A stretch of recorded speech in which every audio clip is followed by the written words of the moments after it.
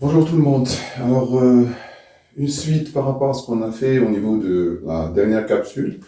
Je rappelle que la dernière capsule a été consacrée à un exercice qui a mis à plat en quelque sorte l'ensemble des concepts qu'on a vus au niveau de la première capsule qui a traité essentiellement la partie théorique. On a essayé à travers l'exercice de mettre en exergue l'ensemble de ces concepts théoriques. Alors maintenant, on va faire toujours, toujours dans la même lignée, une suite, ça va, une suite de l'exercice. Et on va voir aujourd'hui un travail important, c'est un travail qui consiste à faire le report, à réaliser un report normalement des informations, c'est-à-dire prendre des informations d'un document tel que par exemple le livre-journal, et on va les reporter, ces informations, on va les reporter sur le grand livre, les plans schématiques. Par la suite, on va traiter ces informations et on va les reporter par la suite sur la balance après inventaire.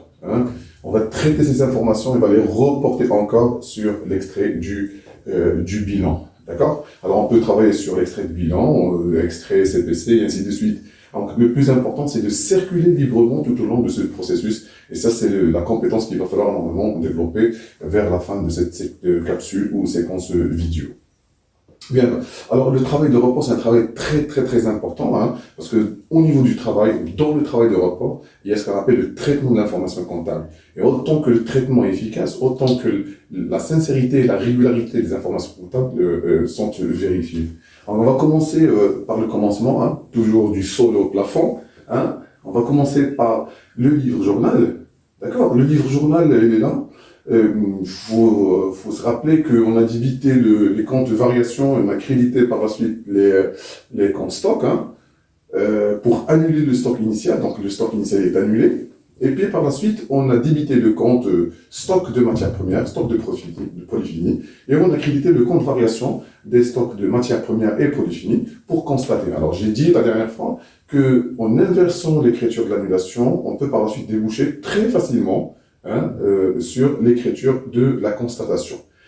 Alors, maintenant qu'on a annulé et qu'on a constaté, et j'ai dit la dernière fois que le comptable va en principe annuler au début de l'exercice, mais si jamais le comptable oublie, faute d'omission, il peut se rattraper au 31-12, c'est-à-dire au 31-12, le comptable peut annuler et constater en même temps le stock initial et le stock final respectivement. Alors maintenant, qu'est-ce qu'on va faire? Alors on va essayer de prendre ces informations-là et on va les reporter sur les comptes schématiques, ce qu'on appelle le grand livre. En fait, ce n'est pas un grand livre, parce que c'est un extrait de grand livre. Parce que le grand livre regroupe l'ensemble des comptes allant de la classe 1 jusqu'à la classe 7. Donc finalement, ce n'est qu'un petit extrait du grand livre pour illustrer bel et bien le travail de report concernant la régularisation des stocks. Et on va faire de la même manière, on va par la suite traiter les amortissements et on va traiter les provisions. C'est-à-dire que si vous arrivez à cerner en fait le principe de report au niveau des stocks, ça serait par la suite facile pour les amortissements et encore facile pour les provisions. Alors qu'est-ce qu'on va faire maintenant?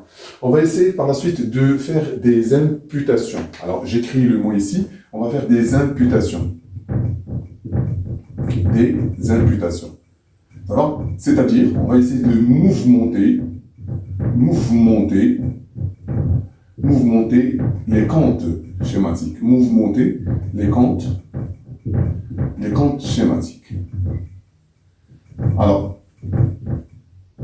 les comptes schématiques. Donc, on va faire des imputations. Le fait de coller, d'une manière très simple, le fait de coller un montant ici, ou ici, ici ou ici, coller un montant ici ou ici, coller un montant ici ou ici, ça signifie une imputation. Alors, on va commencer par le stock de matières premières. Je vais vous donner par la suite la règle comptable, et puis par la suite, on va transposer l'exercice sur la règle comptable. Alors, pour le stock, comment on le mouvemente? D'une manière très simple. Alors, vous avez déjà, au 1-1, vous avez un stock initial. Attention, ça c'est le stock initial qui existe au début de l'exercice, d'accord? Et il ne faut pas oublier que c'est l'héritage de l'exercice précédent. Et je vais écrire ici que le stock final de l'exercice précédent N-1, c'est le stock initial de l'exercice N. Je répète, si on vous donne le stock final de l'exercice précédent, et vous avez comme exercice de référence l'exercice N, tâchez de savoir que le stock final de N-1, c'est le stock initial de N. C'est la logique ou encore l'intangibilité du bilan. Alors là, c'est un peu poussé, mais il faut savoir que le bilan de N-1, c'est le bilan de N, ça va, sauf quelques exceptions près, que vous allez voir par la suite. Hein, c'est les événements postérieurs à l'exercice, à la clôture de l'exercice comptable, qui pourraient modifier, en fait, bel et bien, le bilan de clôture. Mais là, pour vous, à ce niveau-là, il va falloir normalement cerner cette expression un peu peaufinée, émaillée, c'est l'intangibilité du bilan. C'est-à-dire que le bilan de N-1, c'est le bilan de N. Bien. Alors maintenant, vous avez déjà un héritage. D'accord?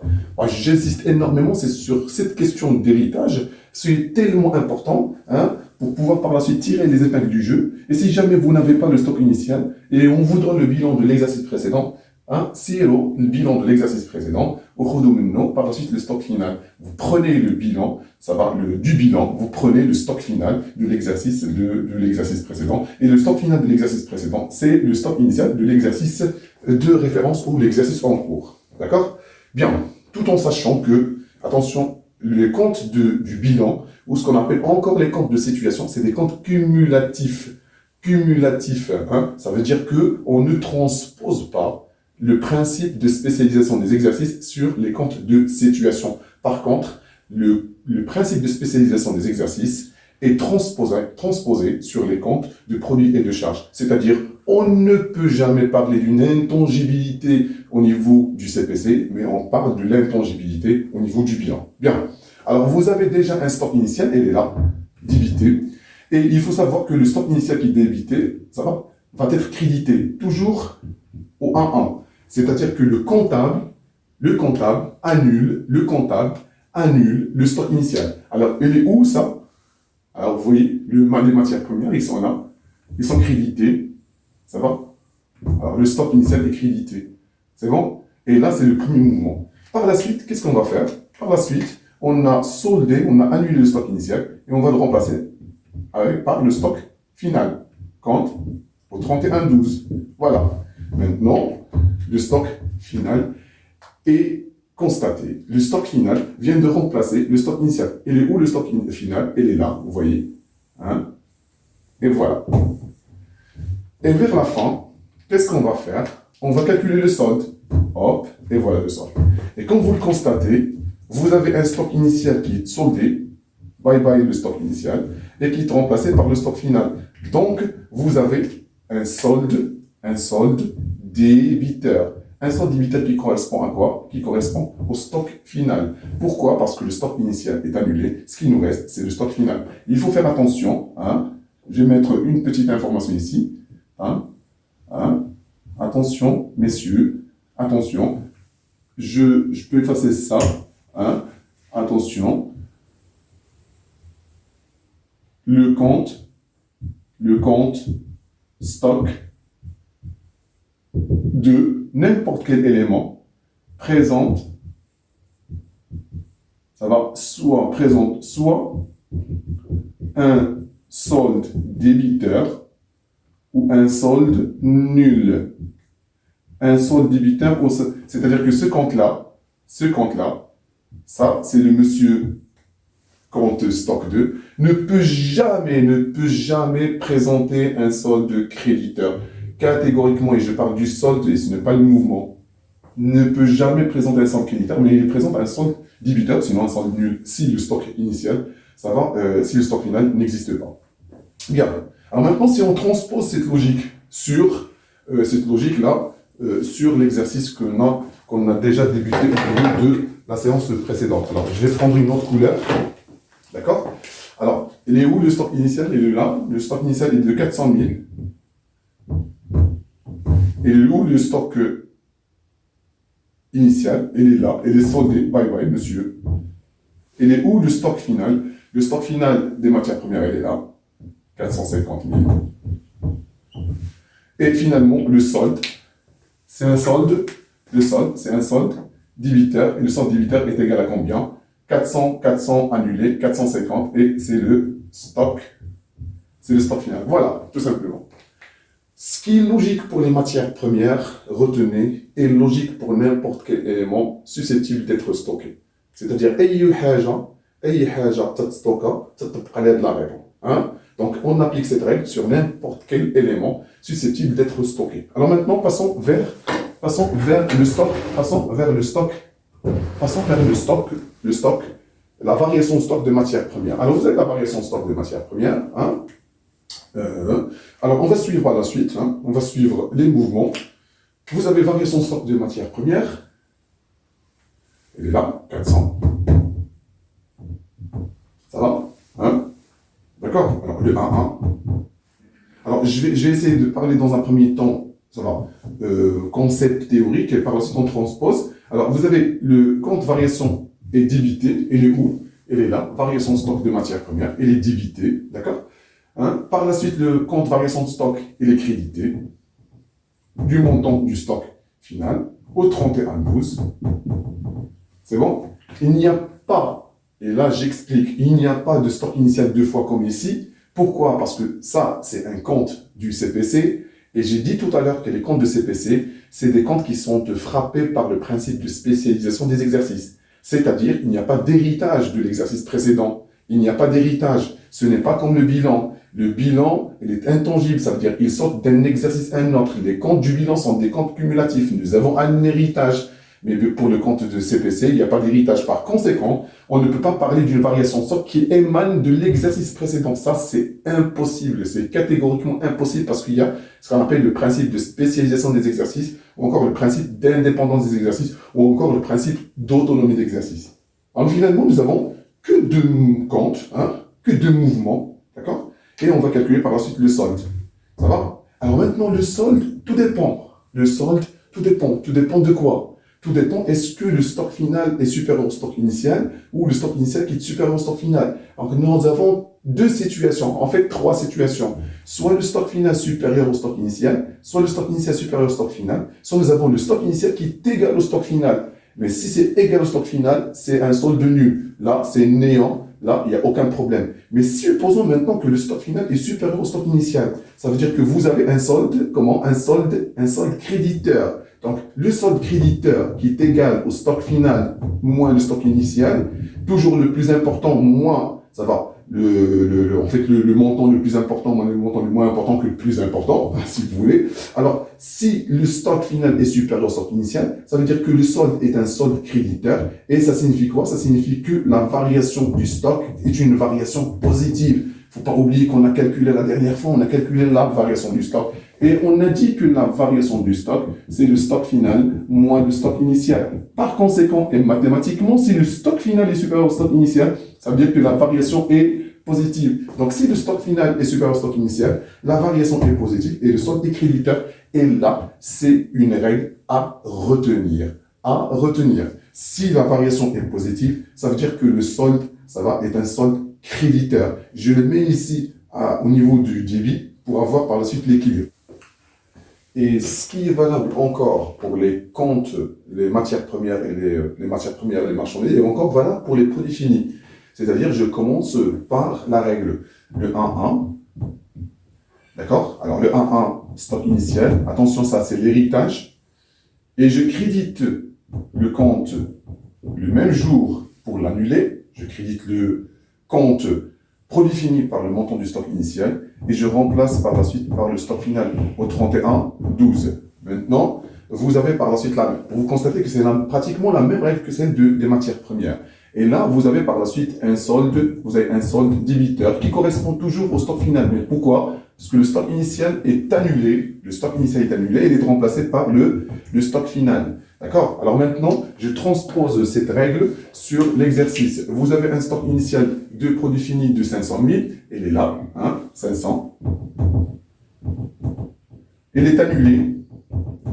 Ça, c'est l'exercice précédent, c'est l'intangibilité, hein. L'intangibilité, ça c'est l'exercice précédent, c'est l'héritage. Elle est annulée et elle est remplacée par le stock final. Elle est où le stock final? Elle est là, 300 000. Maintenant, force est de constater que le solde va être débiteur nécessairement d'un montant de combien? D'un montant de 300 000. Alors, je répète, pourquoi les 300 000? Parce que Le stock initial est annulé. Il ne nous reste que le stock final au niveau du solde du débit. Alors maintenant, ils sont où les mouvements? Ils sont où les mouvements? Alors voilà, c'est un mouvement, c'est une imputation. C'est un mouvement, c'est une imputation. D'accord? Alors là, ce n'est pas un mouvement parce que c'est l'héritage, en fait, de l'exercice précédent. C'est ce qu'on appelle le solde initial. Ça, c'est un solde initial. C'est un solde initial. Et voilà. Donc, pratiquement la même chose, sauf que ici, c'est des matières premières et ici, c'est des produits finis. Je refais le même travail ici pour la variation stock de produits finis. Ici, le stock initial, vous constatez que la variation, elle est là, elle est débitée. Le montant, c'est le 1,1. Vous avez la variation, elle est là, elle est créditée du montant du stock final au 31,12. Il n'y a pas de stock initial deux fois comme ici ou comme ici, parce que ça, c'est un compte de la classe 7.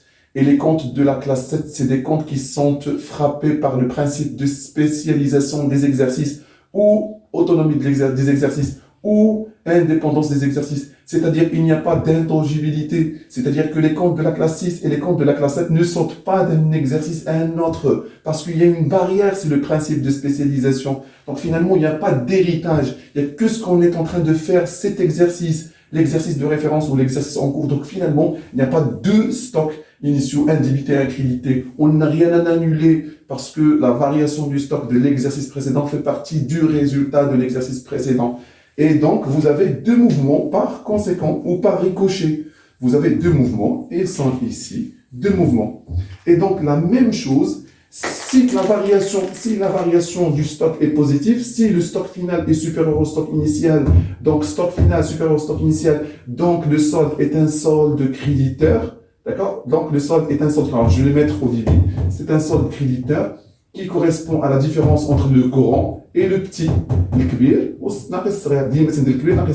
et donc la variation du stock est positive, donc le signe est plus. Donc la même règle ici, si vous avez la variation du stock positive, ça veut dire que le solde est créditeur, variation positive, solde créditeur, donc indépendamment de la nature du bien acheté, bien produit, toujours, si la variation est positive, le solde est systématiquement, mathématiquement, automatiquement et comptablement créditeur. Si maintenant, le stock initial est supérieur au stock final, vous avez un solde débiteur qui correspond à la différence entre le plus grand et le petit, ça va? Et vous avez nécessairement une variation négative, donc c'est un moins. Donc pratiquement, c'est la même chose. Alors on va voir ce qui va se passer avec ce compte-là, variation stock, au niveau de notre exercice. Alors vous avez le stock initial qui correspond à combien? Qui correspond à 500, elle est là.